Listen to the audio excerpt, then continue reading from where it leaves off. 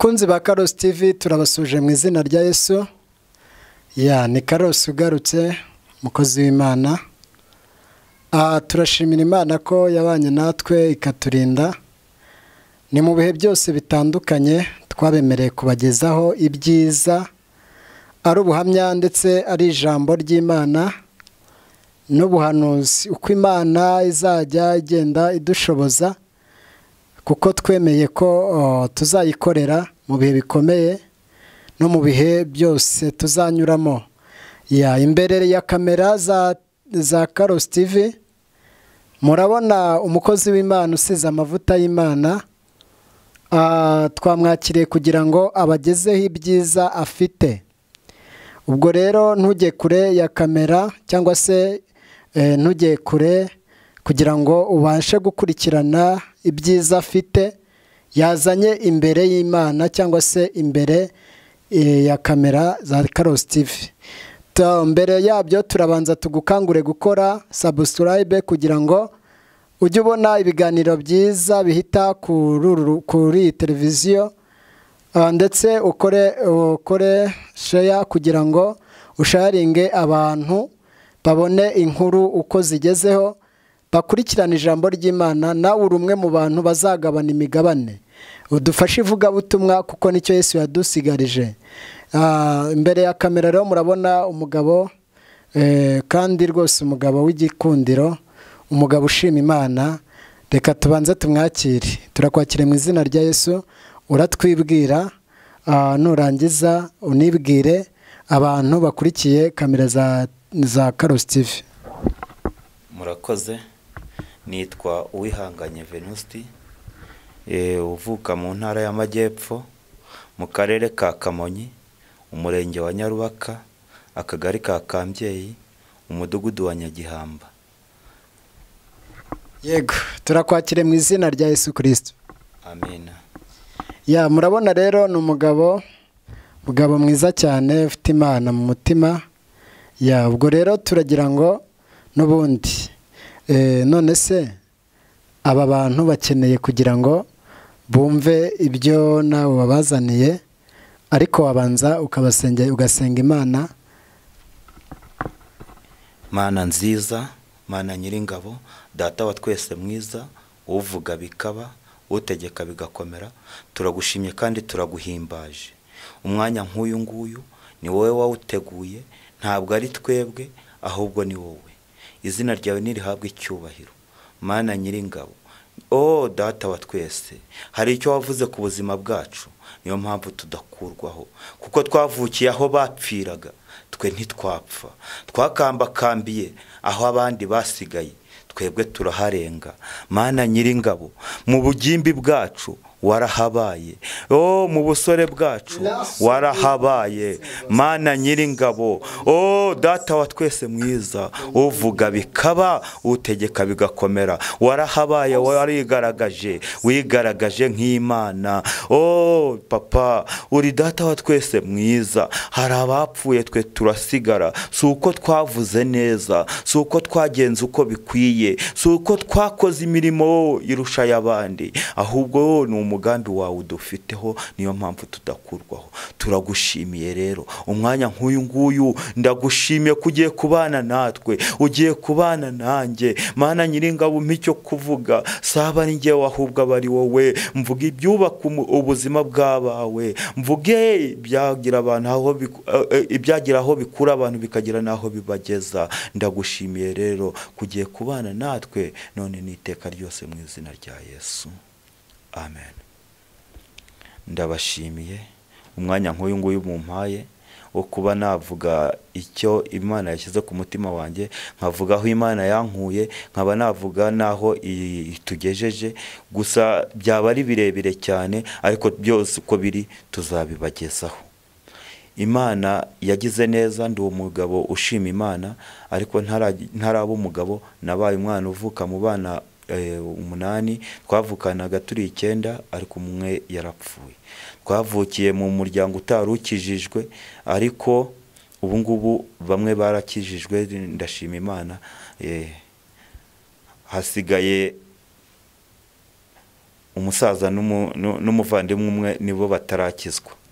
Ubwo aho navukiye rero nk'uko nabivuze ni mu karere ka Kamonyi mu ntara y'Amajyepfo, umurenge ni Nyarubaka, umudugudu ni uwa Nyagihamba, niho mu kagari ka Kambyeyi. Navutse nsanga iwacu babandwa, ba sogokuru babandwa, baterekera. Twabayeho muri ibyo bihe. Navutse muri 76. Urumva ko ibintu kera hari hakiriho kubandwa, ibyo byabagaho ndabizi, narabibonye, ariko turashima Imana yuko ibyo bimaze kugenda bikurwaho bitakibaho. Njyewe Uwihanganye Venuste, mu buto bwanjye nabayeho ndi umwana wize amashuri makeya, nize amashuri 6 abanza, 5 abanza, nkaho kagiye mu mwaka wa 6 iwacu bankuramo njya kuragira inka. Ngeze mu nka nabwo naraziragiye, bigeze aho inka nzivamo nzi Kigali. Ngeze i Kigali muri 96 mu kwezi kwa 7. Magera ndakana gatoya, nkora akazi ko mu rugo. Akazi ko mu rugo nagakoze amezi agera muri 6. Aho nakoze bampembaga ibiryo, nta mafaranga bampembaga. Icyo gihe twakoreraga 1500, ariko nayo ntayo nabonye. Aho narahavuye, umwana umwe wanzanye i Kigali anjyana ku isoko i Nyarugenge, ati ngwino njye kukwereka icyo uzajya ukora, akazi ko mu rugo nta kigenda. Ngeze ku isoko i Nyarugenge aho bitaga ku Giti, nahasanze abana b'abamayibobo benshi, dutangira kujya ducuruza amashashi. Nsanga bacuruza amashashi, nanjye ndatangira ncuruza amashashi. Ririya soko ry'i Nyarugenge ritarubakwa, icyo gihe ryari rizengurukije Senyenge. Twaricururijemo amasashi aho bitaga ku Mafi, niho nakoreraga. Buke abantu baho barankunda, barambwira bati wowe wa mwana we, turabona uri umwana wakitonda, uzajya uza tuguhe akazi muri aya mafi, abari kuzajya ukora. Ndagenda nkajya ncururiza abo bantu amafi. Bukeye ibyo gucuruza amafi sinzi ukuntu naje kurengwa mbivamo. Nishinga abandi bana, tuba tugiye kwiyandikisha mu bantu bajyaga mu gisirikare. Icyo gihe hari hagezweho abana b'abasore bashaka kujya mu gisirikare i Kongo.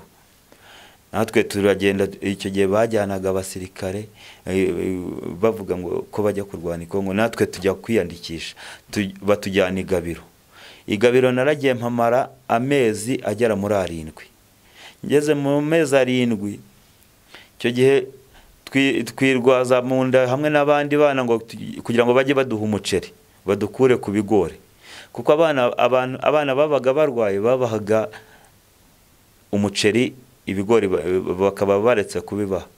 Baduha umuceri iminsi 2-3, umunsi wa 4 haza imodoka ya Tata ije gutwara abana barwaye babajyana babasubiza i Kigali. Natwe baba badupakiyemo babatugaruye i Kigali. Icyo gihe tugeze i Kigali numvishe mpombye cyane, kubera ko abandi bana twari twarajyanye bahise bapasinga, babaha imyenda ya gisirikare, babajyana ku rugamba. Numva ndahombye, ariko ubwo wenda byari umugambi w'Imana kugira ngo mbe nkiriho. Ubwo ngarutse i Kigali, naraje ngeze i Kigali i Nyarugenge, nsanga akazi nakoraga bagahaye abandi. Abana twabanaga, nsanga bamwe abenshi barankura urumogi, nanjye ntangira kunkura urumogi. Abana banyigisha kunkura urumogi, ninywera urumogi, ntangira ubwo ngubwo yisegereti ndayitangira. Ubwo nari ngeze mu myaka 20. Nari ngeze mu myaka 20. Ntangira kunywa itabi ndarinywa, isegereti reka sinakubwira. Mbere y'uko urenga aho ngaho, wari ugiye mu gisirikare ufite imyaka ingahe? Icyo gihe nari mfite imyaka 20 yari itaruzura, haburagaho nk'amezi make, kuko ndibuka ko nagiyeyo 2018, oya muri 98, muri 98 nibwo nari ngiyeyo. 99 mu kwezi kwa gatanu nibwo nagarutse i Kigali, ntangira kunywa itabi. Rero imyaka 20 nyujuje ntangira kunywa itabi, bigeze aho ngaho umujyi uburananiye, mbona mpindutse mayibobo. Ntangiye nabaye nka wa mwana w'ikirara wicujije arimo kurya ibisigazwa by'ingurube, aravuga ati iwacu kwa data barajya bagasigaza, nanjye ndimo kurya iby'ingurube zisigaje. Nanjye niko nabaye, naje gusubira mu cyaro, nsubira mu cyaro ariko nta kintu mfite. Ngenda mfite umugambi w'uko ngiye kubwira iwacu bakampa 8 wanjye nkawugurisha. Nari mfite umurima data sogokuru yari yarandaze, naravugaga nibanyima 8 nzagurisha umurima wanjye. Ngeze mu cyaro data mbimubwiye atereka atahubwo reka ngo kwikirira isuku uhinge. Amisuka nshyashya ntangira guhinga, kubera ko yari yanze ko mpagurisha.